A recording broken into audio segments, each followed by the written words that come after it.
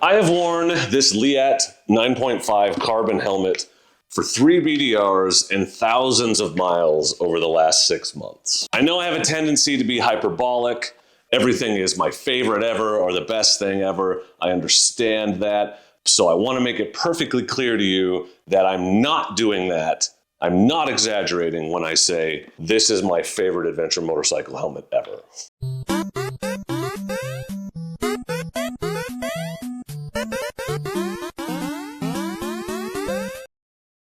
Big shout out and thank you to Break Free for sponsoring this video. This is the Leatt 9.5 carbon helmet. There's also a non-carbon version, the 8.5, that's a little bit cheaper. Features-wise, they're very similar, so consider this a review of both, and I will just fill you in on the differences where it's appropriate. So let's start with the specs of the Leatt 9.5 ADV helmet. The 9.5 has a carbon shell that comes in 3 different shell sizes. The 8.5 is a composite plastic shell. The helmet comes with 360-degree turbine technology. That is their proprietary technology inside the helmet that helps reduce peak brain acceleration and impact speed, which is associated with concussion, and also reduces peak brain rotational acceleration. So it does the same thing as MIPS, but in a different way. It has these little round turbines inside the helmet. It comes with a photochromic shield and also a clear extra shield inside the box. It comes with the Velocity 4.5 Iris goggles. This is like a $50 goggle,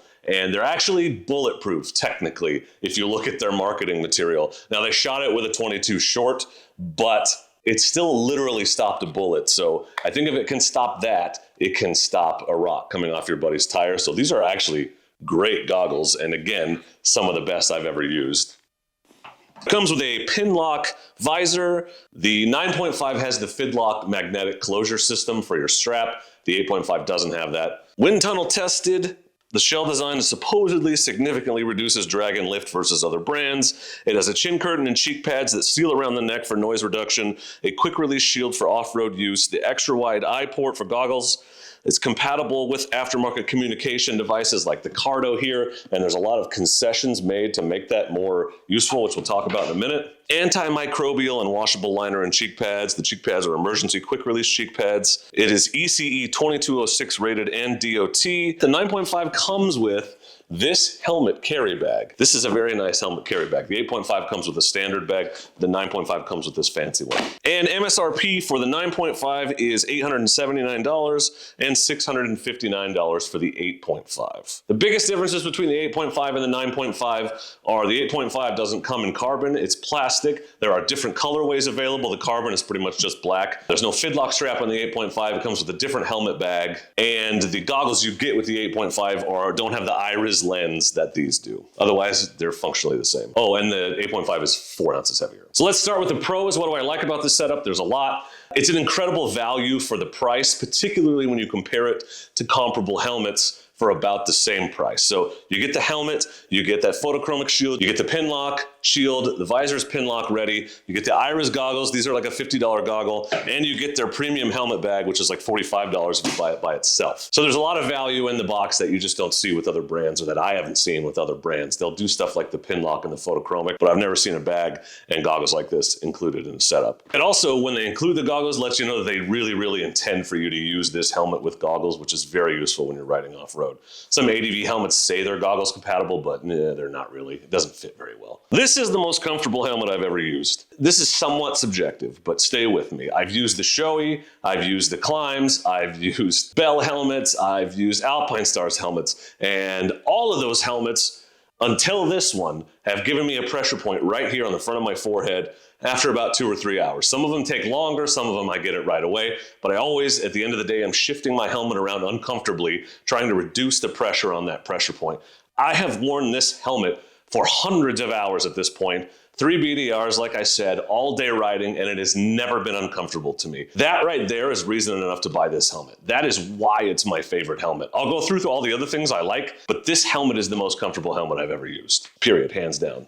It just is. That may just be because of my weird oval head shape. I don't know, but every time I've seen someone with this helmet, I've asked them how they liked it because I like it so much and I want to know if I'm crazy or not. Everybody I've talked to has been like, it's great, I love it, fantastic helmet. This is the fastest shield and visor removal I've ever seen. Watch as I remove the visor so that I can ride on the highway. Done. It just pops off. There's metal buckles here. It's very secure. And then if I want to put it back on, as long as I get it lined up, it's as simple as.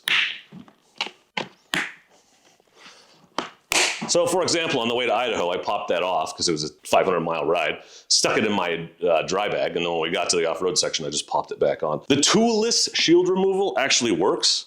You can actually turn this thing semi-easily and pop it off. I'm not going to because it'll look like crap for the rest of the video, but I've used a ton of other helmets, Climb in particular, where that toolless setup doesn't work. Or it gets jammed, or it'll work once or twice, and then you need pliers from then on out. This one has been great for me, and it is truly toolless. So you could ride out to the trail, easily remove the visor and the shield, and put them in your bag and ride if you wanted to, or vice versa. The shield has multiple solid detents, so you can hold it open at various angles, various amounts of opening, and you can do the slightly open where it'll blow air and keep it defrosted. Visibility is great. It has an extra wide eye port that is designed to work with goggles, but it also means your peripherals are clear. It's noticeable versus some of the other helmets I've used. It has a chin skirt that isn't awful. I almost always pull these out immediately because it's a pain in the butt to get it over my beard, to get the helmet on. I don't like how it feels like I'm like the rhino scene in Ace Ventura 2, trying to pull that helmet on my head with a chin skirt. This does not feel like that. So it's well designed. It works well, even if you have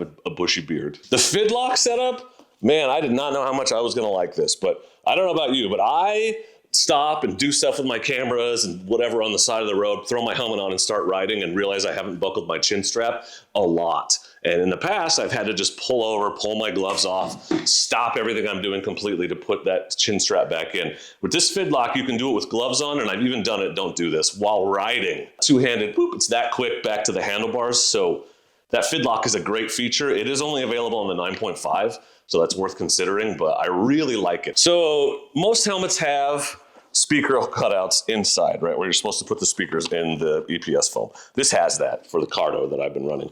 But it also has, there's a channel, a much easier to access channel along the outside here to run your microphone cables. And there's a little indentation, a little cutout in this trim piece here. Normally I have to take a pair of scissors or a razor blade and cut that to get the cables up into the channel, the little wires. This comes ready for that. Never seen that before. Again, just lots of thoughtful, interesting features with this helmet that I really like. The inner liner has a unique system of stretch elastic, which makes the liner fit to your head in a more comfortable and custom fit way. It kind of suspends the helmet on your head a little bit. Never seen that before. It's really comfortable. And it has those 360-degree turbines, which absorb linear impacts and also help with rotational impact. So it's similar to MIPS. So you pay extra for a MIPS helmet a lot of times. Even some of the premium helmets I have don't even have MIPS, so they don't protect you from that rotational impact, which is what we see a lot more of off-road. It's nice to have that protection built into this helmet. It's not all sunshine and roses, as they say. There are a few things I don't like about this helmet. The first is, while it works really well with goggles, and it really does with the shield up, which is how I typically run it if I'm running goggles, some helmets allow you to close the visor over the goggles. You can, but it doesn't really work here. It's fine, but it's not fantastic. So I don't usually close the shield over the goggles. I usually stop and take them off. The carbon helmet is only available in black. That's the least visible color. I'd much rather have a white helmet, a much more visible helmet. So if that level of safety, if preventing the accident in the first place is your priority, you may want to look at the composite versions because they're a lot brighter colored. It's not the easiest helmet to mount a camera on because it has this massive vent at the front, which is awesome when you're riding, but it doesn't give you a lot of places to attach a mount. I've got these Motorads mounts that work fine because they have these long arms on them, but just know if you're going to mount an action camera to it, it's a little bit more challenging than other helmets I've used. The vents on top require a lot of effort to open, and they're kind of a pain in the ass. Almost impossible, honestly, with gloves while you're riding when they get dusty. They're right up under the visor here, so not only they're hard to find, they're hard to reach, and when they get dusty, they don't like to open and close easily.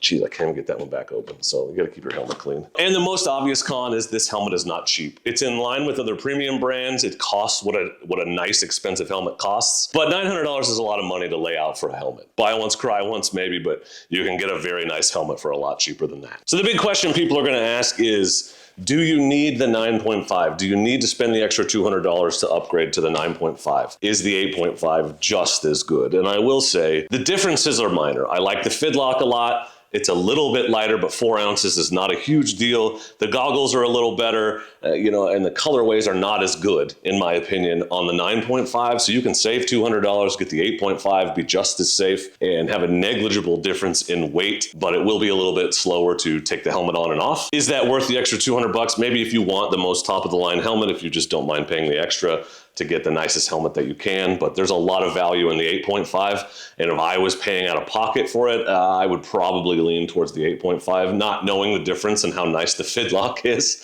I would just live with it. Once you have it, it's a little bit harder to do that, but it's a very nice helmet, and the price is a lot better on the 8.5. They're both great, but there's nothing wrong with the 8.5 if you want to save $200. So before I jump into my final conclusions about this helmet, I just want to take a minute to thank our sponsor for this video, Break Free. The most dangerous thing to us motorcyclists on the road is other drivers.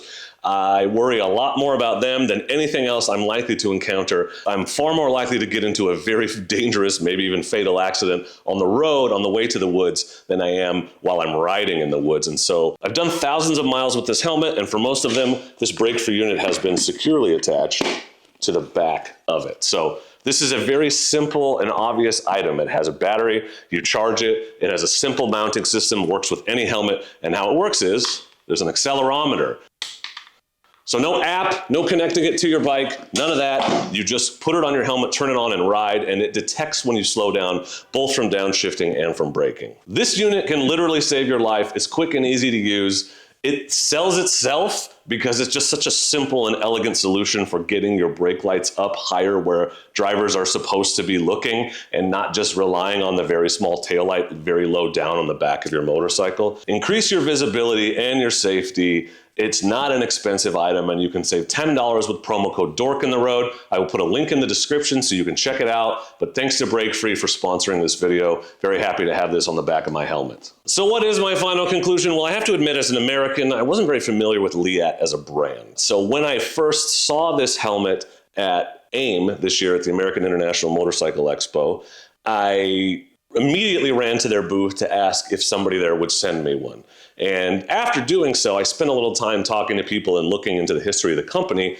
And Leatt was actually founded by Dr. Christopher Leatt, who was a neurosurgeon. His son started riding motorcycles, and like the second weekend, he watched another motorcyclist die. So he decided to use his medical knowledge to create safety gear, and he started with their very famous neck brace. In 2003, he invented that. And since then, they've been making product and expanding their line, but their focus is on safety. And that feels really good to me. It gives me a lot of peace of mind to know that their primary focus is safety. And the features of this helmet for the price lead me to believe that that's still a focus for this company. I have a lot of helmets. I'm lucky enough that people send me gear to test, and I'm also just sort of obsessed with buying stuff for myself. So I've used a lot of helmets. I spent years in the entry-level helmets, in this MX-9 helmet, ton of time wearing this helmet, tons of crashes in this helmet. And I remember thinking, this helmet is $250. Why would I ever spend $900 to get a way fancier helmet? What's the difference? Is it that much better? And the difference is noise, comfort, weight, and features, all of which this helmet has a ton of. And being so feature rich, that puts it in line with other helmets, the premium helmets like the Climb X1 Alpha, the Shoei Hornet, the Climb Krios Pro, and I've used a lot of those helmets as well. This helmet is still my favorite. This X1 Alpha is a brand new. I've used it once since I got it because I've had this helmet and I've enjoyed it so much, and it's so much more comfortable. No offense, Climb, this is a great product, but I'm still getting that pressure point right at the front of my head, and I just don't get that with this helmet. It's more comfortable for me. So not only is it more comfortable and I feel like a nicer helmet, but it also includes these goggles and this very fancy helmet bag. Let me show you the helmet bag that came with the X1 Alpha. That's it. It's just a freaking drawstring bag like a bottle of Crown Royal would come in. So just a ton of value and features here. These goggles are my favorite. I've worn them a ton since I got these. I just really like them. I've worn them with other helmets. I've worn them with my motocross helmet, and they're a great pair of goggles, some of the best I've ever used, and they were just free with the helmet. I don't understand how they make money with this setup. So I want to say thanks to Leatt for sending me this helmet. This is the first time I've worked with them because, like I said, I sought them out 6 months ago, and they absolutely knocked it out of the park. So I'm looking forward to maybe using some more of their stuff in the future.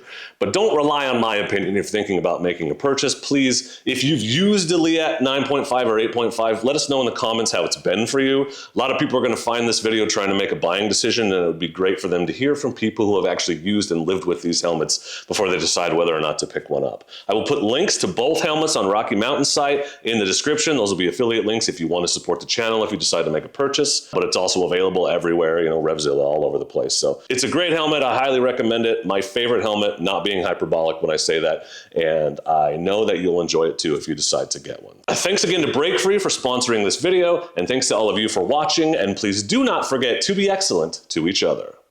Thank you. Excellent!